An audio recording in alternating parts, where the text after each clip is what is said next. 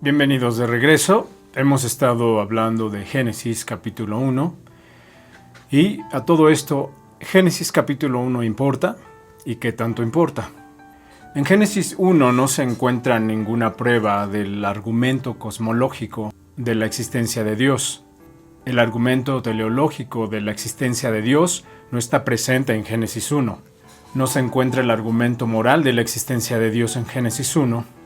Lo que sí se encuentra en Génesis 1, sin lugar a dudas, es la proclamación de la existencia de Dios.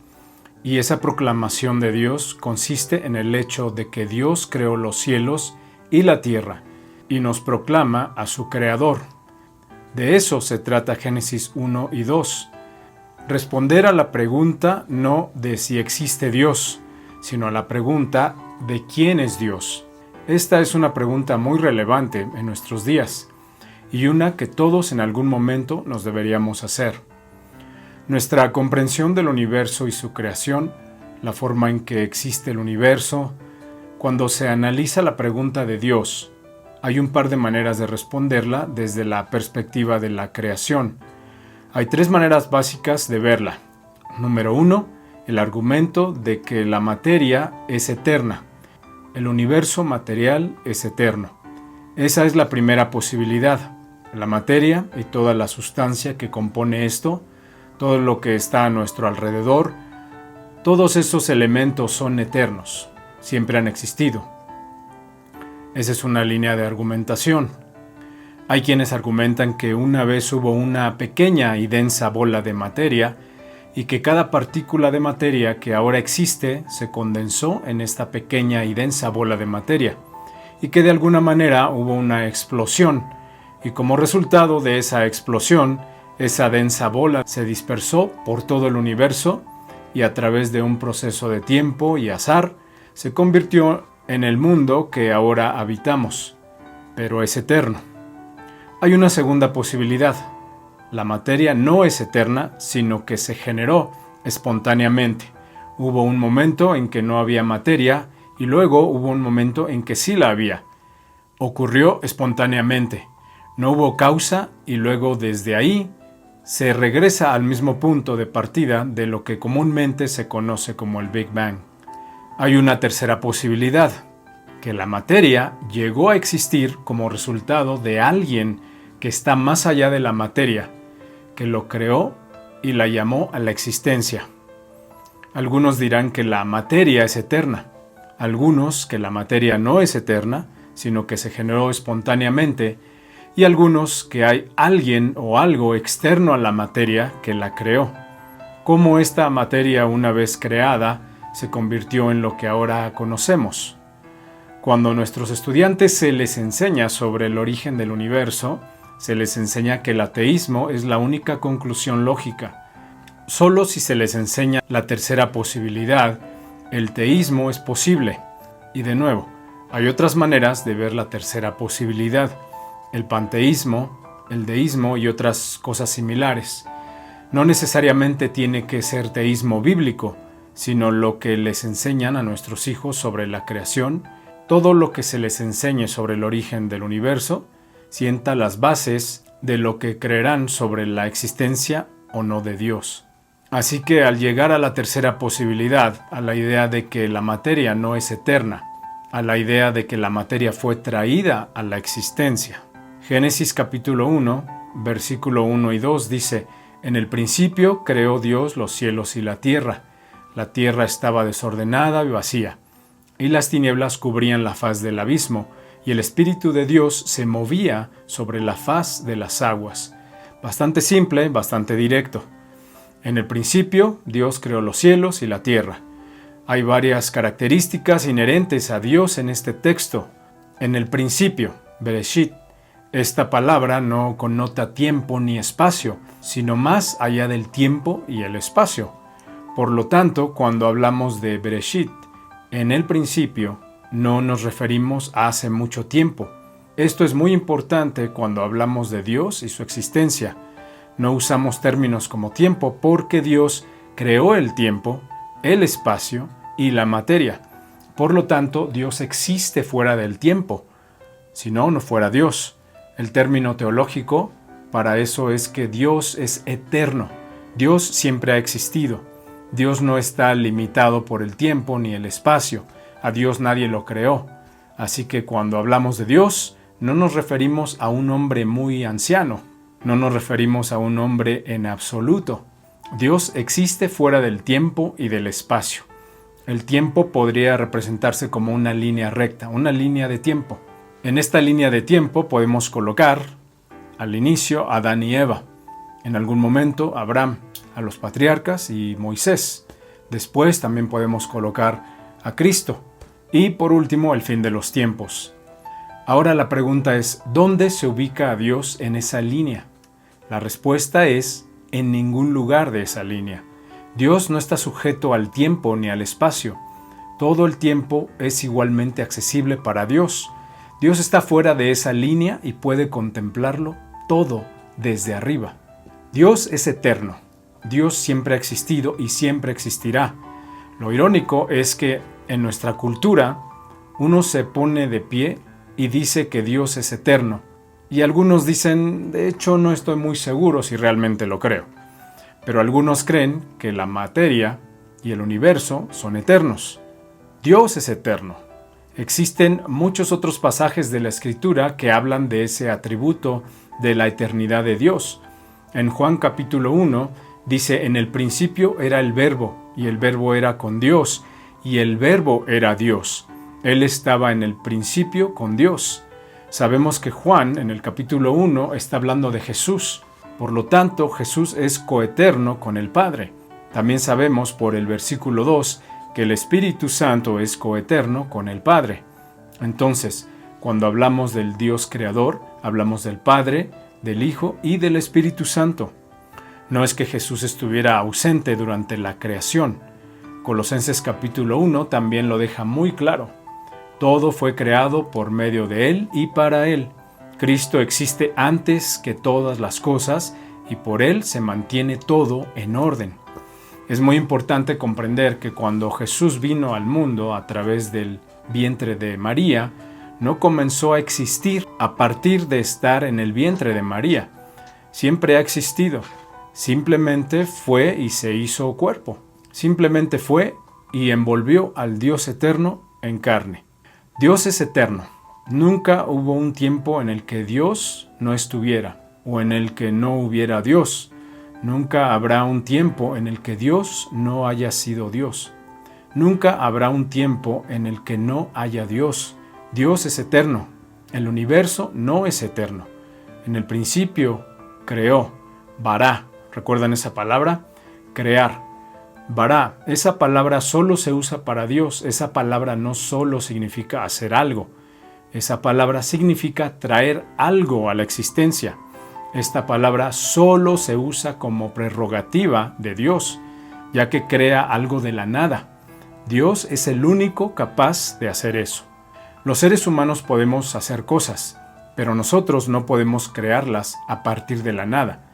Tú y yo somos incapaces de crear materia de la nada. Puedo tomar algo y usarlo para producir otra cosa, pero no puedo producir materia por mí mismo. No puedo producir tiempo ni espacio. Así que Dios no solo es eterno, sino que Él es el creador eterno del universo. Dios creó el universo, Él creó el mundo con su palabra. Dios no tomó prestado lo que ya existía para transformarlo en algo diferente. Por lo tanto, si creemos que el universo es eterno, no podemos creer entonces en Génesis capítulo 1, porque si el universo es eterno, entonces se usa la palabra equivocada para lo que Dios hizo al crear este mundo tal como lo conocemos. Porque si el universo es eterno, Dios no creó el mundo de la nada, lo creó de lo que ya existía. Pero la Biblia dice que Dios creó el universo. Y no solo eso, sino que si negamos el hecho de que Dios creó el universo, nos veríamos obligados a negar toda la Escritura. Si creyéramos en un universo eterno, y si creyéramos en un Dios que quizás solo participó un poco en este proceso de la creación, deberíamos negar toda la Biblia. No solo una parte de ella, no solo Génesis o Éxodo capítulo 20 versículo 11, porque en 6 días el Señor hizo los cielos y la tierra. el mar y todo lo que hay en ellos, y descansó en el séptimo día. No solo debemos deshacernos de la ley, sino también de los libros sapienciales, porque son claros en cuanto a que Dios creó los cielos y la tierra. ¿Y qué hay de los profetas? Pues también deberíamos deshacernos de ellos. Debemos deshacernos de los evangelios y de los hechos de los apóstoles. ¿Y de las epístolas? Pues también, porque Romanos capítulo 1, verso 19 y 20, dice: porque lo que se puede conocer acerca de Dios, lo conocen muy bien, pues Él mismo se lo ha revelado, pues sus atributos invisibles se pueden llegar a conocer. Su eterno poder y su naturaleza divina se perciben claramente desde la creación del mundo en las cosas creadas. 1 Corintios capítulo 8, versículo 6 dice: sin embargo, para nosotros hay un solo Dios Padre, de quien son todas las cosas y para quien existimos, y un solo Señor Jesucristo, por medio de quien son todas las cosas y por medio de quien existimos. Efesios capítulo 3, versículo 9. Y para dar a conocer a todos. Ese es el plan del misterio escondido desde los siglos, y Dios que creó todas las cosas. Hebreos dice: porque toda casa es construida por alguien, pero el arquitecto de todas las cosas es Dios. Segunda de Pedro 3, versículo 5. Porque deliberadamente pasaron por alto este hecho, que los cielos existían desde hace mucho tiempo y la tierra fue formada del agua y mediante el agua por la palabra de Dios. Apocalipsis 10, versículo 6 dice: y juró por el que vive por los siglos de los siglos. Yo soy el Alfa y la Omega, el principio y el fin. Al que tenga sed le daré de la fuente del agua de vida, gratuitamente. El 22:13 dice: yo soy el Alfa y la Omega, el primero y el último, el principio y el fin. Si renuncias a la idea de que Dios creó la tierra, renuncias a toda la Biblia. Esto no se trata solo de que Génesis intente ser poético, se trata del mensaje claro de la Biblia, desde la primera palabra hasta la última, que existe un Dios eterno, creador de todas las cosas, y Dios no solo es eterno y creador, sino también sustenta todas las cosas. En el principio Dios creó los cielos y la tierra. La tierra estaba desordenada y vacía, y las tinieblas cubrían la faz del abismo, y el Espíritu de Dios se movía sobre la faz de las aguas. Dios no realizó la creación completamente en un instante, como un chasquido, sino que se desarrolló a lo largo de 6 días. Dios crea la materia prima a partir de la cual crea el mundo. Así que el argumento de que de alguna manera Dios simplemente lo arrojó todo y luego se desentendía, se desvanece por completo, porque primero creó Dios la materia y luego la convirtió en lo que ahora vemos, experimentamos, vivimos y somos. Dios participó activamente en la creación y continúa participando activamente en ella. Dios está íntimamente e intrincadamente involucrado en cada aspecto de la creación. Nada se hace por accidente. Él es el sustentador. Hechos 17, versículo 22, dice que Pablo se pone de pie en medio del Areópago y dice: hombres de Atenas, percibo que en todo sentido son muy religiosos, pues al pasar y observar los objetos de su culto, encontré un altar con la inscripción: al Dios no conocido. Los hombres de Atenas se dieron cuenta de que existían dioses, deidades y religiones que desconocían, y no querían que se les pasara ni uno solo, así que tuvieron que compensarlo, construyendo un altar al Dios desconocido, por si acaso. Así que si alguien entra y les habla del Dios que no conocen, pueden decir: ah, sí, tenemos algo por ahí también. Pablo les dice: les anuncio al Dios que hizo el mundo y todo lo que hay en él. El Señor del cielo y de la tierra no habita en templos hechos por los hombres, ni es servido por manos humanas como si necesitara de algo, pues Él mismo da a toda la humanidad vida, aliento y todo. A toda la humanidad, lo que significa que Dios no se separó del universo. Hace miles de años, cuando creó al hombre, no solo dijo: voy a crear al hombre, voy a infundir en el hombre la capacidad de reproducirse, y estas leyes de reproducción nos darán a los hombres del futuro. Después me sentaré en mi trono y no tendré que involucrarme en ese proceso. Dios creó de un solo hombre a toda la humanidad para que habitara sobre la faz de la tierra, habiendo determinado periodos asignados y los límites de sus moradas, para que buscaran a Dios con la esperanza de encontrarlo. Sin embargo, Él no está lejos de cada uno de nosotros. Dios no es solo el creador del universo, sino también su sustentador. Cada grupo étnico tiene su origen en Dios. Toda persona que tiene vida, aliento y ser, los recibe directamente de la mano de Dios Todopoderoso. No como resultado de un accidente cósmico. Dios es el creador eterno y sustentador del universo. Dios también es omnipotente. Dios tiene todo el poder. Dios es quien creó todo, lo que significa que no hay nada en el mundo sobre lo cual no tenga poder. En el principio, Dios creó los cielos y la tierra, lo que demuestra que es infinito y omnipotente. Ningún ser finito posee el poder de crear, y solo un ser omnipotente podría crear los cielos y la tierra. Él es omnipotente. Dios tiene todo el poder porque crea y sustenta el universo, porque cada molécula del universo fue creada por Dios. No hay nada más allá del poder de Dios. Nunca ha habido ni habrá un momento en que Dios se pregunte qué hacer. Él tiene todo el poder. Él es la hermosa declaración que Jesús hace al resucitar. Me ha sido dado todo el poder en el cielo y en la tierra. Todo el poder le fue dado por su Padre. Todo el poder. No es un poder cualquiera, ni mucho poder, sino todo el poder. Dios es omnipotente. Él tiene todo el poder. No hay reino donde Dios sea indefenso. Ninguno, en absoluto. Dios es necesario. El hecho de que Dios sea eterno y haya creado todas las demás cosas significa que Dios es inherentemente necesario. El mundo llegó a existir. Yo no estuve ahí. Dios no me consultó. Dios no me necesitaba. De hecho, Dios inherentemente no necesita nada, ni a nadie. Hechos capítulo 17 dice, Él no es servido por manos humanas como si necesitara algo. Dios no me necesita. Él lo demostrará algún día, porque moriré y la tierra seguirá girando.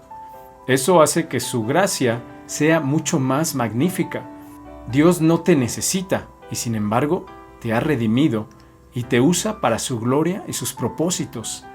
El Dios Todopoderoso que no necesita nada es el único ser necesario, porque es lo único sin lo cual no hay nada más. Esto significa que a cualquier estudiante al que se le enseña que la creación es posible sin Dios, se le está enseñando que Dios no es un ser necesario. Y si Dios no es un ser necesario, entonces, inherentemente, no es Dios. Sería fantástico que la creación se enseñara en las escuelas junto con la evolución. Tal vez no enseñen la escritura, pero sería bueno que enseñasen que esta es una teoría y esta otra. Dios es Dios por sí mismo. Dios no intenta ser Dios, como algunos seres humanos finitos que sienten que por su posición son como Dios. Él es el único ser inherentemente necesario en el universo, el único. De hecho, debido a este atributo de Dios, siendo necesario, cualquiera que argumente en contra de la existencia de Dios, en realidad está argumentando en contra de su propia existencia. Él es el único ser necesario. Dios no solo es el único ser necesario, sino que Dios es un ser autosuficiente. Es el único ser autosuficiente. Por eso necesitamos desesperadamente la providencia de Dios. En el principio Dios creó los cielos y la tierra. La tierra estaba desordenada y oscura, pero el Espíritu Santo de Dios se movía sobre la faz de las aguas, haciendo lo que se ve en el versículo 3. Comienza la obra de tomar esta materia prima y formarla en lo que ahora conocemos, en lo que ahora vemos en el universo. ¿Quién es Dios entonces? Dios es el creador eterno del universo, omnipotente, inteligente, que participa activamente en el sostenimiento de su creación, el único ser necesario y completamente autónomo que jamás haya existido. Algunos cristianos están atrapados en la idea de que de alguna manera, porque la ciencia ha dicho que el mundo tiene miles de millones de años, y dicho sea de paso que esa es una suposición. En primer lugar, la ciencia no ha probado nada sobre la edad del universo. Todo eso se basa en suposiciones y todo cambia constantemente porque las suposiciones cambian constantemente. Los científicos no pueden saber la edad del universo. No pueden decirte si tiene 5 millones de años o miles de millones de años. 5 millones de años, miles de millones de años, esa es una gran diferencia. ¿Y cómo es que la Tierra no puede tener entre 6.000 años y 10.000 años? Es decir, si se puede estar equivocado por millones de años, ¿cómo es que es una locura solo 6.000 o 10.000 años? Muchos intentan hacer coincidir el relato de la creación en Génesis con la Tierra antigua, y lo que hacen es establecer un periodo indefinido entre el versículo 1 y 2 o el 2 y 3. La tierra estaba desordenada y vacía, y las tinieblas cubrían la faz del abismo, y el Espíritu de Dios se movía sobre las aguas. Y luego, en el versículo 3, Dios dijo: no sabíamos cuánto tiempo pasó entre que se movía sobre la faz de las aguas, y Dios dijo. Pero esta teoría tiene un pequeño problema. Éxodo 20:11 dice que en 6 días creó Dios los cielos y la tierra, y en el séptimo día descansó. Se ha intentado enseñarnos que la ciencia es precisa y absoluta. La religión, no tanto. ¿Es la ciencia precisa y absoluta? Claro que no. Por eso seguimos creciendo, aprendiendo y descubriendo cosas científicamente. No tenemos que estar cautivos de la idea de que de alguna manera existe un mundo científico y otro religioso. Nada más lejos de la realidad. El Génesis dice lo que dice y lo que significa. Y cuando intenta ser científico, lo es, y es preciso. El Génesis enseña que Dios creó los cielos y la tierra, que Él es el creador y el sustentador del universo, que Él es un ser inteligente y necesario, que está intrínsecamente involucrado con el mundo. Cualquier cosa a la que nos aferremos que niegue cualquier aspecto de esto está fuera de lugar y debemos tener cuidado. Si nos equivocamos sobre la creación, nos equivocamos en muchas cosas. Si el relato de la creación en Génesis no es literal, entonces lo que leemos en Hechos capítulo 17 está realmente equivocado, porque en Hechos capítulo 17, Romanos 5 y varios otros pasajes leemos el mismo relato que en Génesis 1, que de un solo hombre, Adán, Dios creó a todos los hombres. En Romanos capítulo 5 leemos que debido a la caída de un solo hombre, Adán, todos caímos en pecado. Si hablamos de un largo periodo de tiempo de miles de millones de años, entonces Adán ya no es un hombre. Adán es ahora una raza de hombres y el relato de la caída es un cuento de hadas. Y ya no tenemos redención a través de Jesucristo, un solo hombre. Es de mucho cuidado. Si Adán no era hombre y Eva no era mujer, no tenemos ninguna base en cuanto a la definición de matrimonio entonces. Piénsalo, ¿cómo definimos el matrimonio como un hombre y una mujer para toda la vida? Si Adán no era un hombre y Eva no era una mujer, sino que representaban una raza de hombres y mujeres a lo largo de un periodo de miles o millones de años. El matrimonio podría configurarse entonces de muchas maneras. ¿Crees que no importa eso entonces? Sí importa, claro que importa. Y si deseas seguir con este estudio de Génesis, te invito a que te suscribas a este canal y actives la campanita para que te lleguen todas las notificaciones de cada video. También puedes dejar algún comentario o incluso alguna pregunta. La estaré contestando lo más pronto posible. Y si crees que este mensaje le pudiese ser útil a alguien más, lo puedes compartir con ellos. Por ahora, me despido. Bendiciones.